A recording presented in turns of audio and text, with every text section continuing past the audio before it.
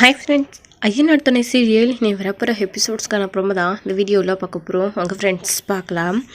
இப்போது சோழன் ஒரு வழியாக எப்படியோ பல்லவனுடைய அம்மா இருக்கிற அந்த வீட்டு அட்ரஸை கண்டுபிடிச்சிட்டாங்க. அதுக்கப்புறம் நிலா கிட்டே சொல்லி நிலாவையும் கூட்டிகிட்டு வரலாம் அப்படின்னு சொல்லிட்டு சோழன் நிலாவுக்கு கால் பண்ணுறாங்க. நிலா ஆஃபீஸில் வேலையாக இருக்காங்க. அப்போது ஃபோன் எடுத்து சொல்லுங்கள் அப்படின்னு, நீங்கள் கொடுத்த வேலையை முடிச்சிட்டேன் அப்படின்னு சோழன் சொல்கிறாரு. என்ன இப்படி மொட்டையாக சொன்னால் எப்படி, நான் என்ன உங்களுக்கு வேலை கொடுத்தேன் அப்படின்னு நிலா கேட்குறாங்க. பல்லவனுடைய அம்மா கண்டுபிடிக்கணும்னு சொன்னீங்கல்ல, அதாங்க கண்டுபிடிச்சிட்டேன் அப்படின்னு. அப்படியா சோழன், எங்கே இருக்காங்க அவங்க அப்படின்னு. இங்கே தானே, இங்கே ஒரு ஏரியாவில் நீங்கள் சொன்னீங்கல்ல, அந்த ஏரியாவில் ஒரு தெருவில் உள்ளே இருக்காங்க, நான் கண்டுபிடிச்சிட்டேங்க அப்படின்னு சொல்லிட்டு. அப்படியா, சரிங்க சோழன், நான் வரேன் உடனே கிளம்பி அப்படின்னு சொல்கிறாங்க. சரி வாங்க, நான் இங்கேயே வெயிட் பண்ணுறேன் உங்களுக்காக, இல்லைனா வரட்டுமா, நான் பிக்கப் பண்ணிட்டு வரேன் அப்படின்னு சோழன் கேட்குறாரு. இல்லை நானே வந்துடுறேன், நீங்கள் அங்கேயே வெயிட் பண்ணுங்கள் பல்லவன், சரி சோழன் லொக்கேஷன் மட்டும் எனக்கு ஷேர் பண்ணுங்க அப்படின்னு சொல்கிறாங்க. சரி ஓகே சீக்கிரம் வாங்க அப்படின்னு சொல்லிட்டு ஃபோனை கட் பண்ணிடுறாங்க. அதுக்கப்புறம் இந்த வீட்டில் அந்த லேடியும் அவங்களுடைய ஹஸ்பண்டும் பயங்கரமாக சண்டை போட்டுட்ருக்காங்க. அவங்க ஹஸ்பண்ட் கடங்காருக்கு பயந்துட்டு எங்கேயோ நான் என்னோடய ஃப்ரெண்டோட கடையில் போய் தங்கிக்கிறேன், நீ எங்கேயாச்சும் போயிடு அப்படின்னு சொல்லிட்டு இருக்காங்க. இப்படி கடன்காரங்கள் வீடு தேடி கடன் கேட்குறாங்க அப்படின்ன உடனே கட்டின பொண்டாட்டி விட்டுட்டு எங்கேயோ போகிறேன்னு சொல்கிறேன், என் நிலமை என்ன ஆகிறது, நீ ஆம்பளை எங்கேனாலையும் போயிடுவேன், நான் போய் எங்கே தங்குறது, வேலை செய்கிற இடத்துலையும் தங்க முடியாது, நான் எல்லாத்தையும் விட்டுட்டு நான் எங்கே போவேன் அப்படின்னலாம் கேட்டுட்ருக்காங்க. நான் வேலை செய்கிற இடம் நல்லாவே தெரியும் அவங்களுக்கு, நான் சப்போஸ் அங்கேயே தங்கினாலையும் அங்கேயே அந்த கடன்காரன் என்னை டார்ச்சர் பண்ணுவேன், உனக்கு நிம்மதியாக இப்போது என்னையா நீ எல்லாம் ஆம்பளை போய் சம்பாதிக்க துப்பு இல்லை அப்படின்லாம் அந்த லேடி பயங்கரமாக திட்டிருக்காங்க. ஒருத்தருக்கு ஒருத்தர் பயங்கரமாக வாக்குவாகுதாது. அவங்க எல்லா பொருளையும் உள்ளே எடுத்து வச்சுட்டு, அங்கே பாருடி, நான் என் துணியெல்லாம் நான் பேக் பண்ணிவிட்டு கிளம்புறேன், நீ வெளியே அங்கே உட்காந்துட்ருக்காதோ, ஒழுங்கு மரியாதை உன் துணியெல்லாம் பேக் பண்ணிவிட்டு எங்கேயாவது போக பாரு அப்படின்னு. என்னையா உனக்கு பைத்தியம் இது பிடிச்சிடுச்சா, நான் எங்கேயா போகிறது அப்படின்னலாம் அவங்க பேசிகிட்டு இருக்காங்க. அதுக்கப்புறம் சொல்ல கேட்காம அவங்க புருஷன் எல்லா துணியெல்லாம் எடுத்துகிட்டு அந்த வண்டியையும் நோக்கி உள்ளே விட்டுட்டு அவர் பாட்டுக்கு கிளம்பி போக போகிறாரு. சரிடி, பஸ்ஸுக்கு ஏதாச்சும் காசு கொடுடி அப்படின்னு கேட்குறாங்க. என்கிட்டே எங்கேயா இருக்குது அப்படின்னு. வச்சிருப்பா குடுடி, பஸ்ஸுக்கு தானே அப்படின்னு சொல்லிட்டு கேட்குறாங்க. எப்படியாச்சும் என் ஃப்ரெண்டோட கடையிலே போய் தங்கி அங்கே ஏதாச்சும் வேலை கிடக்குதான்னு பார்த்து அப்புறம் கொஞ்சம் கொஞ்சமாக காசை ரெடி பண்ணிவிட்டு நான் உனக்கு ஊருக்கு வரண்டி அப்படின்னு சொல்லிட்டு அவங்க புருஷனும் சொல்லிட்டு அங்கேருந்து கிளம்புறாரு. அந்த லேடிக்கிட்ட இருந்து காசை வலுக்கட்டாயமாக பஸ்ஸுக்கு வாங்கிக்கிட்டு போகிறாரு. ஸோ ஃபோன் கூட இல்லை அவங்க ஒருத்தருக்கு ஒருத்தர் கூட. நீ போய் எங்கேயாச்சும் உக்காந்துக்குனா நான் எப்படியா உன்னை காண்டாக்ட் பண்ணுறது, உங்ககிட்ட பேசுகிறது அப்படின்னலாம் கேட்குறாங்க. நான் அங்கே போயிட்டு எப்படியாச்சும் நான் ஃபோன் பண்ணுறேன்டி அப்படின்னு. உங்ககிட்டயே ஃபோன் இல்லை, என்கிட்ட எங்கேயா இருக்குது, எப்படியா எனக்கு ஃபோன் பண்ணுவேன் அப்படின்னு.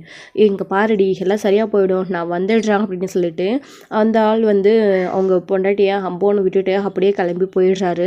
ஸோ ஒரு ஃபோன் கூட இல்லை, அங்கே போனால் நீ என்ன பண்ணுற, எங்கே இருக்க அப்படின்னு சொல்லி கேட்க கூட முடியாது. அப்படி இருக்கிற இந்த நிலமையில அந்த லேடியை விட்டுட்டு அந்த ஆள் கிளம்பி போயிடுறாரு. அந்த லேடி என்ன பண்ணுறது அப்படின்னு தெரியாமல் பயங்கரமாக உட்காந்து வருத்தப்பட்டு அழுதுட்ருக்காங்க. ஸோ வெளியிலேருந்து எல்லா சாமானத்தையும் எடுத்து அவங்க வீட்டுக்காரை வச்சுட்டு போயிட்டாரு. ஸோ என்ன பண்ணுறதுன்னு தெரியாமல் வாசல்லே உட்காந்து அழுதுட்ருக்காங்க. நாளைக்கு திரும்ப அந்த கடங்காரம் நம்மளை பிடிச்சின்னு கத்துவான், இந்த மனுஷன் பழைக்கிறதுக்கு துப்பு இல்லாமல் எங்கேயும் கண்ணு காணாத இடத்துக்கு ஓடி போயிட்டாரு, இப்போ நாம் என்ன பண்ணுறது அப்படின்னு தெரியாமல் அந்த லேடியை உட்காந்து அழுதுட்டு இருக்கும்போது தான் நீலாவும் சோழனும் அந்த லேடியை பார்க்கறதுக்காக வராங்க. அப்போது அவங்க பார்த்திங்க அப்படின்னா அங்கே நின்ன உடனே அந்த அம்மா யார் இவங்க அப்படின்னு சொல்லிட்டு பார்க்குறாங்க. யார் நீங்கள், உங்களுக்கு என்ன வேணும் அப்படின்னு சொல்லிட்டு கேட்குறாங்க. உங்களுக்கு மிஸ்டர் நடேசனை தெரியுமா அப்படின்னு சொல்லிட்டு நிலா சொல்லவும் அவங்களுக்கு அதிர்ச்சியில் இருக்காங்க. அப்படி யாரும் எனக்கு தெரியாது அப்படின்னு இந்த லேடி சொல்கிறாங்க. இங்கே பாருங்கள் இவங்களோ தான் அப்படின்னு சொல்லிட்டு ஃபோட்டோ எடுத்து காட்டுறாங்க. அப்புறம் இவர் தான் தெரியுமே எனக்கு, என்ன விஷயமா நீங்கள் வந்திருக்கீங்க, நீங்கள் யார் அப்படின்னு, கொஞ்சம் உள்ளே போய் பேசலாமா அப்படின்னு. சரி உள்ளே வாங்க அப்படின்னு சொல்லிட்டு கூப்பிடுறாங்க. உங்களை இங்கே உட்கார வைக்க ஒரு சேரை ஒரு பாய் கூட இல்லை அப்படின்னு சொல்லிட்டு அந்த லேடி சொல்லிட்டு இருக்காங்க. பரவாயில்ல, அதெல்லாம் ஒரு பிரச்சனை இல்லை, நாங்கள் நின்றுக்கிட்டே இருக்கோம் அப்படின்னு நிலா சொல்கிறாங்க. உள்ளே போனதுக்கப்புறமா சோழன் அந்த வீட்டை சுற்றி முற்றியும் பார்த்துட்ருக்காரு. என்ன தம்பி, வாடகை வீடு தான், சொந்த வீடெல்லாம் இல்லை அப்படின்னு சொல்லிட்டு, நீங்கள் இங்கே தனியாகவே இருக்கீங்க அப்படின்னு நிலா கேட்குறாங்க. இல்லை, என் புருஷனும் நானும் தான் இருக்கோம் அப்படின்னு சொல்லிட்டுருக்காங்க. அவரை காணோம் அப்படின்னு சொல்லிட்டு, உங்களுக்கு இன்னொரு கல்யாணம் ஆயிடுச்சா அப்படின்னு சொல்லிட்டு நிலா கேட்கவும் அந்த லேடி அதுக்கப்புறம் எதுவுமே பேசுறதில்லை, அமைதியாடுறாங்க. சரி, நான் இதை பற்றி எதுவும் கேட்க போகிறதில்ல அப்படின்னு. சரி, நீங்கள் எதுக்கு இப்போ என்ன தேடி வந்திருக்கீங்க அப்படின்னு அந்த லேடி கேட்குறாங்க. அப்போ தான் நிலாவும் சோழன் இருந்துக்கிட்டு நீங்கள் உங்களுக்கு என்ன நடந்துச்சு உங்களோட வாழ்க்கையில் அப்படின்னு இதெல்லாம் பற்றி நாங்கள் எதுவுமே கேட்க போகிறது கிடையாது. நீங்கள் ஏன் அங்கேருந்து வந்தீங்க அப்படின்னு கூட எங்களுக்கு இது வரைக்கும் தெரியல. ஆனால் நீங்கள் இல்லாமல் பல்லவன் அங்கே ரொம்ப தவிச்சு போயிருக்கான். நீங்கள் தான் பல்லவனுடைய அம்மா அப்படின்னு அவனுக்கு விஷயம் தெரிஞ்சிடுச்சு. உங்களை பார்க்கணுன்னு அவன் ரொம்ப ஏக்கமாக இருக்கான். நடேசன் அங்கிள் கிட்ட எப்பயுமே உங்களை பற்றி கேட்டுக்கிட்டே இருக்கான். ஆனால் அவர் எதுவுமே சொல்ல மாட்டேன்றாரு. நீங்கள் இங்கே தான் இருக்கீங்க அப்படின்னு எனக்கு ஏற்கனவே தெரியும். நான் ஏற்கனவே ஒரு நாள் உங்களை மீட் பண்ணியிருக்கேன். அதுக்கப்புறம் 2வது நாளாக இந்த ஏரியாவில் நான் உங்களை மீட் பண்ணேன். அதுக்கப்புறம் தான் நீங்கள் இங்கே தான் எங்கேயோ இருக்கீங்க அப்படின்னு முடிவு பண்ணி உங்களை தேடணும்னு தேட ஆரம்பித்தோம். அப்புறம் தான் காலையில் இவர் வண்டியில் நீங்கள் விழுக பார்த்தீங்க. அப்போ தான் இவர் உங்களை பார்த்து இந்த வீட்டு அட்ரஸை கண்டுபிடிச்சாரா அப்படின்னு. ஆமாம், இந்த தம்பியை நான் காலையில் பார்த்த மாதிரி தான் எனக்கு ஞாபகம் இருக்குது அப்படின்னு லேடி சொல்கிறாங்க. ஆமாம், நான் தான் நடேசனுடைய பையன், சோழன் 2வது பையன் அப்படின்னு சொல்கிறாங்க. ஓ, நீயாப்பா சோழா, சின்ன பிள்ளையில் பார்த்தது எவ்வளோ வளர்ந்துட்ட அப்படின்னு.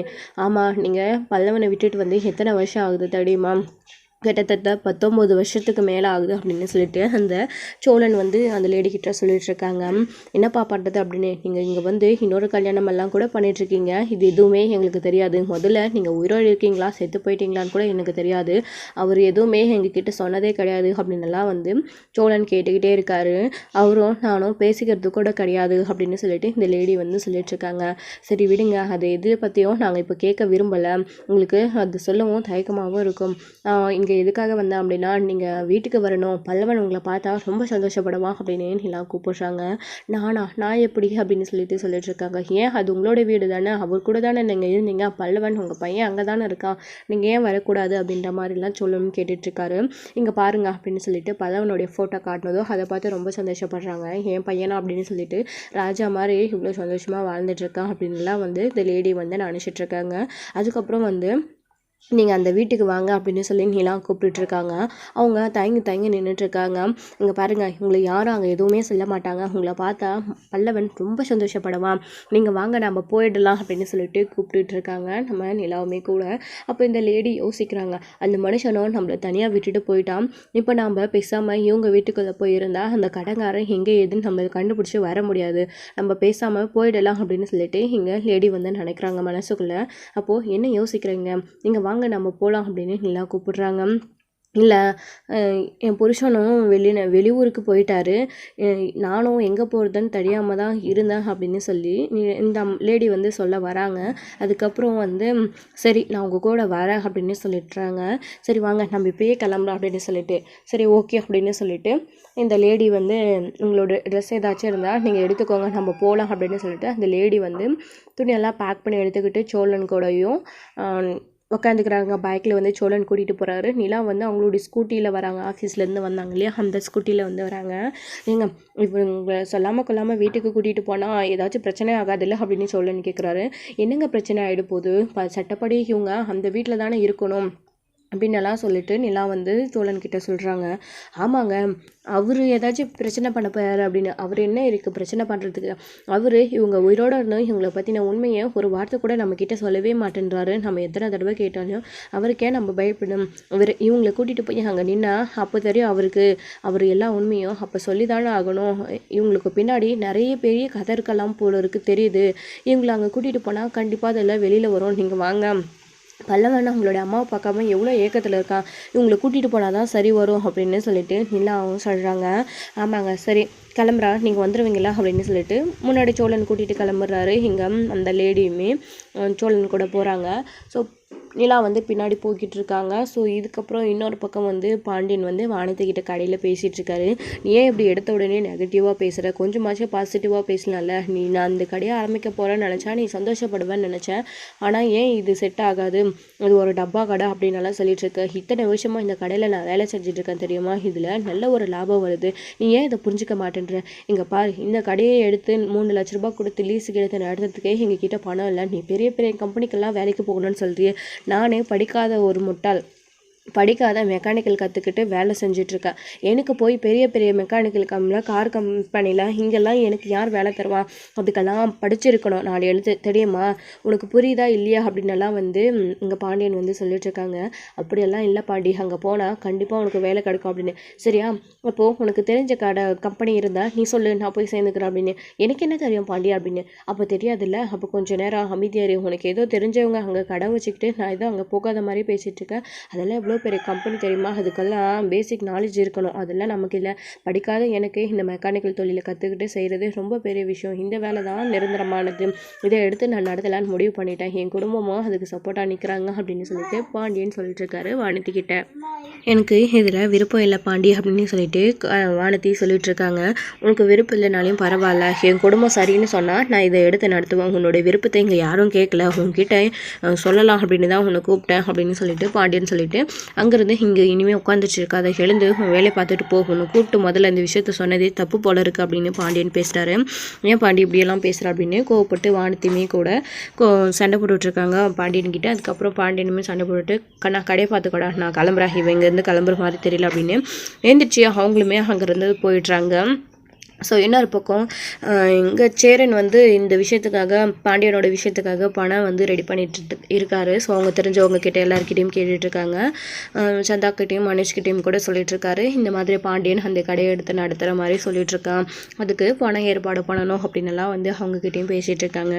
நல்ல விஷயம் தானே பையா, எப்படியாச்சும் கஷ்டப்பட்டு கடனை உடனே வாங்கியோ கடையை சொந்தமாக்கிட்டா அதுக்கப்புறம் வர பணத்திலேருந்து கடையை நம்ம சொந்தமாக்கிக்கிட்டு கடனை கொஞ்சம் கொஞ்சமாக அடைச்சிடலாம் அப்படின்ற மாதிரி சேரன்கிட்டையும் அனுஷும் வந்து சொல்லிட்டு இருக்காரு. ஆமாம், இது ஒரு நல்ல வாய்ப்பு அப்படின்னு தான் வந்து சேரனும் வந்து பேசிகிட்டு இருக்காரு. ஸோ இன்னொரு பக்கம் நடேசன் வந்து இங்கே வீட்டில் வந்து உட்காந்துட்ருக்காரு. அப்போது இங்கே கொஞ்ச நேரத்திலேயே பல்லவன் மட்டும் இல்லாமல் சேரன் பாண்டியன் எல்லாருமே வீட்டுக்கு வந்துடுறாங்க. பாண்டியன் வானத்தோட தொல்லை தங்க முடியாமல் அப்செட்டில் போய் வீட்டில் உட்காந்துக்கிறாரு. அதுக்கப்புறம் கண்ணனுக்கு ஃபோன் பண்ணுறாரு. அவள் போயிட்டாளா இல்லையா அப்படின்னு சொல்லிட்டு, கிளம்பியாச்சு வானத்தி அப்படின்னு சொல்லிட்டு, என்ன வழக்கம் போல் 2 கற்றுடுச்சு போயிடுச்சு அப்படின்னு. சரிடா, இதுக்கப்புறம் நான் கடைக்கு வந்து எப்போ மூடிட்டு போகிறது, நீ பேசாமல் கடையை மூடி சாவே எடுத்துகிட்டு போயிடு, நாளைக்கு காலையில் வந்து நீயே கடையை திறந்துரு அப்படின்னு சொல்கிறாங்க. சரிண்ணா அப்படின்னு சொல்லிட்டு கண்ணன் ப்ரோவும் ஃபோனை வச்சு விட்றாரு. அதுக்கப்புறம் வந்து இங்கே வந்து ஒரு டென்ஷனோடு உட்காந்துட்ருக்காரு பாண்டியே. என்ன ஆச்சுன்னு அப்படின்னு பல்லவன் கேட்டுட்ருக்காரு. ஒன்றும் இல்லைடா, வானத்திக்கிட்ட கடை திறக்கிற விஷயத்தை பற்றி பேசினேன், கடையை வாங்கிக்கலாம் அப்படின்றது வித்து அவள் அதில் சுத்தமாக இன்ட்ரெஸ்டே இல்லை, பெரிய கம்பெனிக்கெல்லாம் போகணுன்னு பேசிகிட்டு இருக்காடா, அவளை என்னால் புரிஞ்சிக்கவே முடியடா பல்லவா அப்படின்னு சொல்லிட்டு பாண்டியன்னு சொல்லிட்டுருக்காரு. விடுண்ணா, வானத்தியை பற்றி உங்களுக்கு தெரியாதா, ஆனால் இது ஒரு நல்ல ஆப்பர்ச்சுனிட்டினா, இதை வந்து மிஸ் பண்ணிட்டா கண்டிப்பாக வந்து அப்புறம் நீ ரொம்ப வருத்தப்படுவேண்ணே. வானத்தி சொல்கிற மாதிரி எல்லாம் பெரிய பெரிய கம்பெனிக்கெல்லாம் போய் உன்னால் சமாளிக்க முடியாதுண்ணே, அதுக்கு படிச்சிருக்கணும் அப்படின்னு பல்லவனும் பேசுகிறாங்க. டேய், நானும் அதே தானே சொன்னேன் அவகிட்ட, ஆனால் அவள் புரிஞ்சுக்கிறதே கிடையாது, நான் பிடிச்ச முசலுக்கு 3 கால் அப்படின்ற மாதிரி அவள் இஷ்டத்துக்கு அவள் பேசிகிட்டு இருக்காடா அப்படின்னு. ஆனால் விட்டு தள்ளின கொஞ்ச நாள் கடை ஆரம்பிச்சதும் அதுக்கப்புறமா வானத்தையுமே சரியாயிடுவாங்க அப்படின்னு சொல்லிட்டு பல்லவன் சொல்லிட்டு இருக்காரு. அதுக்கப்புறம் கொஞ்ச நேரத்துலேயே வந்து வீட்டுக்கு வந்து சேரன் வர்றாரு. வான அப்படின்னு. என்னடா பாண்டி, உன் கடை விஷயமா தான் இன்றைக்கி நான் எல்லாருக்கிட்டையும் பேசிகிட்டு இருந்தேன் பணம் ஏற்பாடு பண்ணுறதுக்கு அப்படின்னு. ஆனால் பணம் ஏற்பாடு பண்ண முடிஞ்சால் பாருங்கண்ணே, இல்லைண்ணா வேண்டாம், ஓனர்கிட்ட முடியாதுன்னு சொல்லிடலாம் அப்படின்னு பாண்டியன் சொல்கிறாரு. அண்ணன், இப்போ தானே நான் கொஞ்சம் நேரத்துக்கு முன்னாடி அந்த வானுக்கு எப்படி சொல்கிறா அப்படின்னு சொல்லிட்டு இருந்தேன், கடையை ஓப்பன் பண்ணுற மாதிரி நம்பிக்கை கொடுத்தேன், இப்போ உடனே இப்படி சொல்கிறேன்னு அப்படின்னு. ஆனால் பாண்டியனை மாற்றி பேசிகிட்டு இருக்கு, நீ எல்லாம் இதில் பெருசாக எடுத்துக்காத்தன, எப்படியாச்சும் பணத்தை ஏற்பாடு பண்ணி பாண்டியனுக்கு அந்த கடையை ஓப்பன் பண்ணி நம்ம கொடுத்துடணும், அவங்க பேருக்கு லீஸ்க்கு மாற்றி கொடுத்துடணும் அப்படின்னு பல்லவனுமே சொல்லிட்டு இருக்காங்க. ஆமாடா பல்லவா, நீ சொல்கிறது கரெக்ட் தான், அவன் எப்படி வேணாலும் பேசிட்டு போகட்டும், எப்போ நம்மக்கிட்ட விஷயத்த சொல்லிட்டானே இது இனி நம்ம பொறுப்பு அப்படின்ற மாதிரி சேரன்னு சொல்லிட்டு இருக்காரு.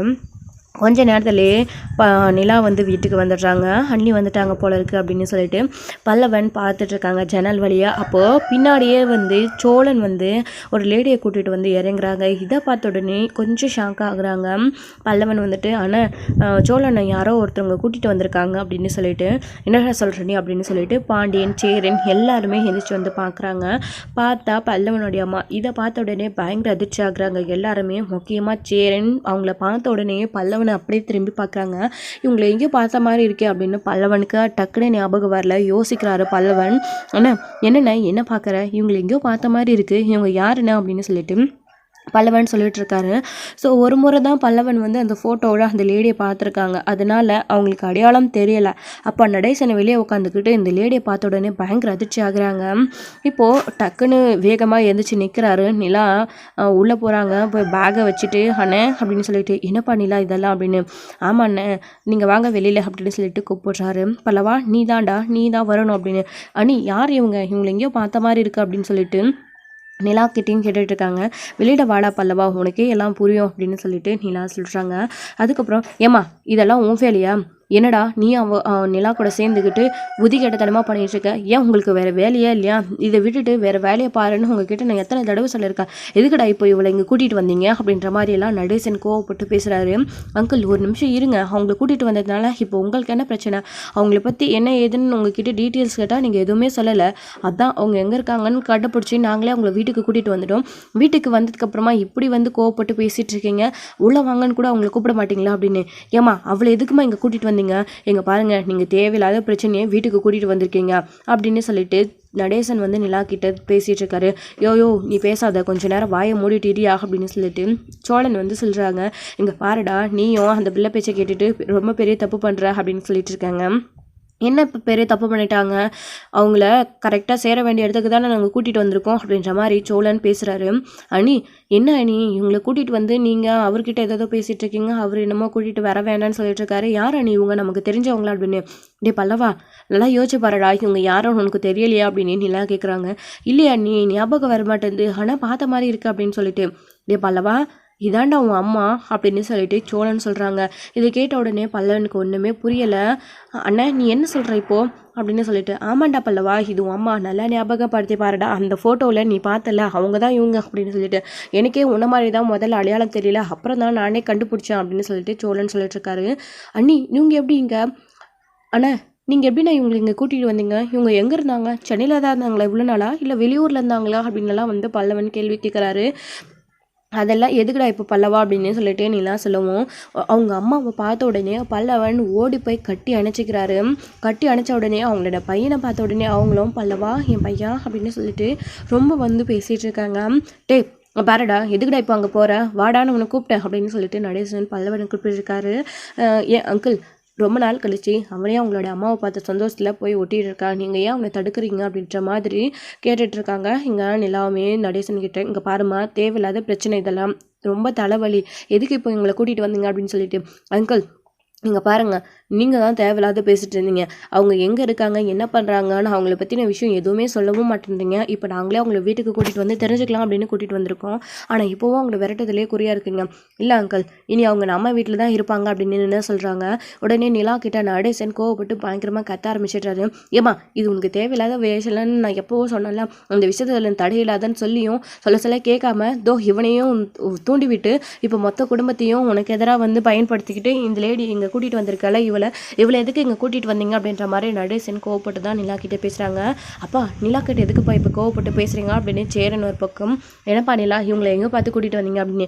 அண்ணா இவங்க சென்னையில் தானே இருந்தாங்க, இவங்கள நான் 2-3 டைம் பார்த்துருக்கேன், இன்றைக்கி சோழனா அவங்கள எங்கே இருக்காங்கன்னு பார்த்து கண்டுபிடிச்சி கூட்டிகிட்டு வந்தார் அப்படின்ற மாதிரி நிலா சொல்லிகிட்ருக்காங்க. அப்படியாப்பா அப்படின்னு சொல்லிட்டு, என்னென்ன இதெல்லாம் ஏங்க எதுக்கு இவங்களை வீட்டுக்கு கூட்டிகிட்டு வந்தீங்க அப்படின்னு. என்ன பாண்டி நீங்களும் இப்படி பேசுகிறீங்க, பல்லவனை பாருங்கள் அவனுடைய அம்மாவை பார்த்த உடனே அவன் எவ்வளோ சந்தோஷப்பட்டுருக்கான் அப்படின்னு சொல்லிட்டு. உடனே பல்லவன் வந்து அவங்களுடைய அப்பாவை சட்டையை பிடிச்சி நடேசனுடைய சட்டையை பிடிச்சி, ஐயோ என் அம்மா இந்த ஊரில் தான் இருந்திருக்காங்க, இவ்வளோ நாள் நீ என்கிட்ட விஷயத்த சொல்லாமே இருந்திருக்கல அப்படின்னலாம் வந்து பயங்கரமாக கோவப்பட்டு சண்டை போட்டுட்ருக்காரு பல்லவன். வீடுப்பா வீடு சண்டை போடாத அப்படின்னு சொல்லி அந்த லேடியுமே சொல்லிட்டு இருக்காங்க. அம்மா நீங்கள் அமைதியாக இருங்க, நீங்கள் இந்த ஊரில் இருந்துக்கிட்டோம், நீங்கள் இங்கே தான் இருக்கீங்கன்னு இந்த ஆள் ஒரு வார்த்தை கூட சொல்லலை தெரியுமா, நீங்கள் உயிரோடு இருக்கீங்களா செத்து போயிட்டீங்களான்னு கூட தெரியாமல் நான் உங்களை எவ்வளோ நாள் தேடிட்டு இருந்திருக்கேன் தெரியுமா, இந்த ஆள்கிட்ட எத்தனையோ தடவை உங்களை பற்றி கேட்டேன், ஒரு தடவை கூட இந்த ஆள் வாயை திறந்து உங்களை பற்றி சொல்லவே இல்லை அப்படின்னலாம் வந்து பல்லவன் உங்களோட அம்மா கிட்ட பேசி கோவப்பட்டு நடேசன்கிட்ட சண்டை போட்டுட்ருக்காங்க. ஸோ வந்த உடனே ஆரம்பிச்சிட்டியா பார்த்தியா இதெல்லாம் நடக்கணும் தான் நான் வேணான்னு சொன்னேன் அப்படின்னலாம் வந்து நடேசன் சொல்லிட்டுருக்காரு. பல்லவா அதான் அம்மா வந்துட்டாங்களே எதுக்கிட்ட அவர்கிட்ட சண்டை போடுறா விடுடா அப்படின்னு நில்லாவும் சொல்லிட்டுருக்காங்க. இல்லை நீ இந்த ஆட்கெல்லாம் இது தேவை அப்படின்ற மாதிரி பல்லவனும் பேசிகிட்ருக்காங்க.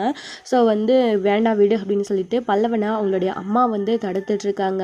ஸோ இதோட இந்த எபிசோட் வந்து முடிச்சிருக்காங்க. அடுத்தடுத்த எபிசோடில் என்ன நடக்க போகுது, பல்லவனுடைய அம்மா இந்த வீட்டை விட்டு போனதுக்கு என்ன காரணம், நடேசன் வந்து எதுக்காக இப்போ அந்த லேடியை பார்த்த உடனே வீட்டுக்குள்ளே வர வேணாம் அப்படின்னு தடுத்துட்டு இருக்காரு.